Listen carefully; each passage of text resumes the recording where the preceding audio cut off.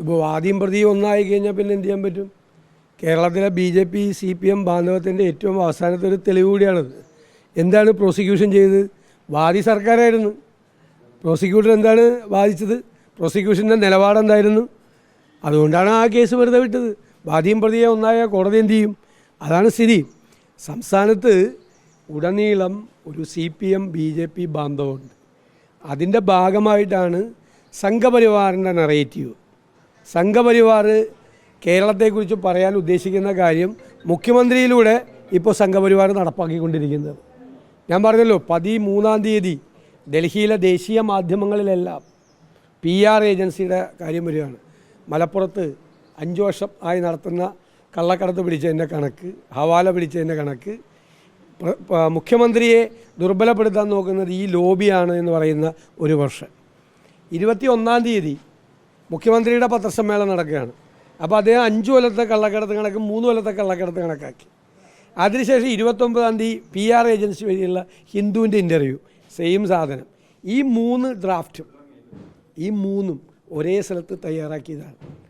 സംഘപരിവാറിൻ്റെ അജണ്ടയാണ്, സംഘപരിവാറിൻ്റെ നെറേറ്റീവാണ്, കേരളത്തെ അപമാനിക്കുന്ന തരത്തിലുള്ള നെറേറ്റീവാണ് അവർ ചെയ്തുകൊണ്ടിരിക്കുന്നത്. ഇപ്പോഴും അത് തന്നെ ചെയ്യുന്നത്. എന്നിട്ട് ഒരു കാര്യത്തിന് ഉത്തരവില്ലല്ലോ, ചോദ്യത്തിന് ഉത്തരവില്ലല്ലോ. PR ഏജൻസിയെക്കുറിച്ചുള്ള ഉത്തരത്തിന് അവ്യക്തമായ മറുപടികളാണ് പറയുന്നത്. അന്ന് ആ PR ഏജൻസിക്കെതിരെ കേസെടുക്ക്. കേരളത്തിലെ മുഖ്യമന്ത്രി പറയാത്ത കാര്യം അവർ എഴുതി കൊടുത്തെങ്കിൽ അവർക്കെതിരെ കേസെടുക്കാൻ ഞങ്ങൾ വെല്ലുവിളിച്ചില്ലേ? മിണ്ടാട്ടമില്ലല്ലോ. തെറ്റായ കാര്യമാണ് അവർ ചെയ്തെങ്കിൽ അവർക്കെതിരെ കേസെടുക്കണ്ടേ? നിസ്സാര കാര്യമാണോ? സമൂഹത്തിൽ ഭിന്നിപ്പുണ്ടാക്കുന്ന ഗുരുതരമായ, കേരളത്തെ വിഭജിക്കാൻ പോന്ന മുതലാണത് ആ പറഞ്ഞത്, അല്ലേ? അത് മുഖ്യമന്ത്രി അറിയാതെയാണ് അത് ചെയ്തതെങ്കിൽ ഉറപ്പായി കൊടുക്കണ്ടേ? കേസ് കൊടുക്കണ്ടേ? സർക്കാർ ആവശ്യമായ വാദമുഖങ്ങൾ കോടതിയിൽ ഉന്നയിച്ചിട്ടില്ല. സർക്കാർ അത് BJPയെ സഹായിക്കുന്നതിന് ഇപ്പോൾ കുഴൽപ്പണ കേസിൽ എന്താ ചെയ്തത്? കുഴൽപ്പണ കേസിൽ അവരെ ഊരി വിട്ടില്ലേ?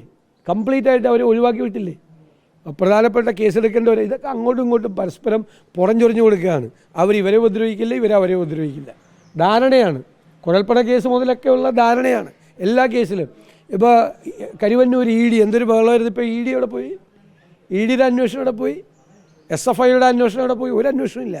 ഇതെല്ലാം അവർ തമ്മിൽ ധാരണയാണ് എന്നുള്ള ഞങ്ങളുടെ ആരോപണത്തിന് അടിവരയിടുന്ന കാര്യങ്ങളാണ്. PR ഇല്ലെങ്കിൽ എന്തിനാണ് ഹിന്ദു പത്രം PR ഏജൻസി വഴിയാണ് മുഖ്യമന്ത്രി അവരുടെ ഇൻ്റർവ്യൂവിന് സമീപിച്ചതെന്ന് അവർ വിശദീകരണ കുറിപ്പ് കൊടുത്തത്? അങ്ങനെ ഒരു PR ഇല്ലെങ്കിൽ ആരാണ് മുഖ്യമന്ത്രി പറയാത്ത കാര്യം എഴുതി കൊടുത്തത്? അവർക്കെതിരെ കേസെടുക്കണ്ടേ? ഗുരുതരമായ കാര്യമല്ലേ? ഇപ്പം ഞാനൊരാൾ ഇൻ്റർവ്യൂ കൊടുക്കുന്നു, വഴി കൂടി പോണ ഒരാൾ ഞാൻ പറയാത്ത കാര്യം നിങ്ങൾക്ക് ഞാൻ ഇൻ്റർവ്യൂ തരുമ്പോൾ എഴുതി തന്നാൽ നിങ്ങളിടുമോ? നിങ്ങളിട്ട് എന്തുകൊണ്ടാണ്? ഞാൻ ഏൽപ്പിച്ച ഏജൻസിയാണ് പറഞ്ഞതെങ്കിൽ നിങ്ങളിടും. അല്ലെങ്കിൽ വഴി കൂടി പോണ തന്നൊരാൾ VD സതീശൻ്റെ ഇൻ്റർവ്യൂവിൻ്റെ ബാക്കി ഇതും കൂടി വെച്ചോളാൻ പറഞ്ഞ് കൊടുക്കുമോ? ഇപ്പം മുഖ്യമന്ത്രി അറിയാത്ത ഒരാളല്ല ഇത് കൊടുത്തിരിക്കുന്നത്, എഴുതി കൊടുത്തിരിക്കുന്നത്. മുഖ്യമന്ത്രി അറിവുള്ള ഏജൻസി തന്നെയാണ്. ആ ഏജൻസിയാണ് 13-ാം തീയതി എല്ലാ ദേശീയ മാധ്യമങ്ങളിലും ഈ വാർത്ത എത്തിച്ചത്. അവർ തന്നെയാണ് മുഖ്യമന്ത്രിക്ക് പത്രസമ്മേളനം നടത്താനുള്ള മെറ്റീരിയൽ കൊടുത്തത്. അവർ തന്നെയാണ് ഹിന്ദു ഇൻ്റർവ്യൂവിൽ ഈ സാധനം കയറ്റിയത്. ഇതൊറ്റ നെറേറ്റീവാണ്. ഇത് സംഘപരിവാർ കേരളത്തെക്കുറിച്ച് കുറേ വർഷങ്ങളായി പറഞ്ഞുകൊണ്ടിരിക്കുന്ന കേരളത്തിന് അപമാനകരമായ സാധനമാണ്. ഈ RSS CPM ബന്ധമില്ല എന്നാണ് ഗോവിന്ദമാഷ് പറഞ്ഞിരിക്കുന്നത്. ഈ കോൺഗ്രസിൻ്റെ വോട്ടുകളാണ് തൃശ്ശൂരിൽ പോയതെന്നും കോൺഗ്രസിൻ്റെ ഈ അന്വേഷണത്തിൽ അത് വ്യക്തമായി എന്നും ഗോവിന്ദമാഷ് പറഞ്ഞു. അത് ഈ തെരഞ്ഞെടുപ്പിൽ 2+1 3 ഞങ്ങളുടെ അന്വേഷണ റിപ്പോർട്ട് എന്തായാലും ഞങ്ങൾ AKG സെൻറ്ററിലല്ല അവർ കൊടുത്തിരിക്കുന്നത്. അവർ KPCCക്കാണ് അന്വേഷണ റിപ്പോർട്ട് കൊടുത്തിരിക്കുന്നത്. ആ റിപ്പോർട്ടിൽ അതൊന്നും അല്ല ഉള്ളത്. ഞാൻ ചോദിക്കട്ടെ, ഏത് കണക്കനുസരിച്ചിട്ടാണ് പറയണത്? 2019 പാർലമെൻറ്റ് തിരഞ്ഞെടുപ്പല്ലേ? അതിൻ്റെ തൊട്ടിപ്പുറത്ത് 2021 ഒരു അസംബ്ലി തിരഞ്ഞെടുപ്പാണെന്നല്ലോ. അവിടെ ഈ തൃശ്ശൂരിലെ 7 നിയമസഭാ മണ്ഡലത്തിലും കൂടി LDF സ്ഥാനാർത്ഥിക്ക് എത്ര വോട്ട് കൂടുതലുണ്ടായിരുന്നു? 1,41,000 വോട്ട് കൂടുതലുണ്ടായിരുന്നു. ആ വോട്ട് എവിടെ പോയി? അപ്പോൾ ആ വോട്ട് എവിടെ പോയി? അത് നോക്ക്. അസംബ്ലി തെരഞ്ഞെടുപ്പിൽ CPMന് കിട്ടിയ വോട്ട് എവിടെ പോയി? അതിനേക്കാൾ ഏകദേശം 1,80,000 വോട്ട് കുറവാണ് ഇപ്പോഴത്തെ ഈ സ്ഥാനാർത്ഥിക്ക് കിട്ടിയിരിക്കുന്നത്. ആർക്ക്? സുനിൽകുമാറിന് കിട്ടിയിരിക്കുന്നത്. ഗോവിന്ദൻ മാഷ് പോയി ആ വോട്ട് അന്വേഷിക്കും. അല്ല, ഞങ്ങളുടെ റിപ്പോർട്ടിൽ ഞങ്ങൾ കൊടുത്തിരിക്കുന്നത്, ഞാനും KPCC പ്രസിഡൻറ്റും മാത്രമേ ആ റിപ്പോർട്ട് കണ്ടിട്ടുള്ളൂ.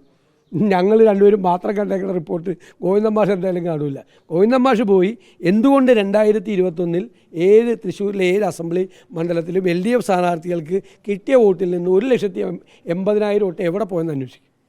മുസ്ലിം ലീഗ് വർഗീയ പാർട്ടിയാണ് എന്നുള്ള CPM-ന്റെ നിലപാടിന് വിരുദ്ധമായിട്ട് ഇപ്പോൾ KT ജില്ലയിൽ ഒരു പ്രസ്താവന വന്നിട്ടുണ്ടല്ലോ.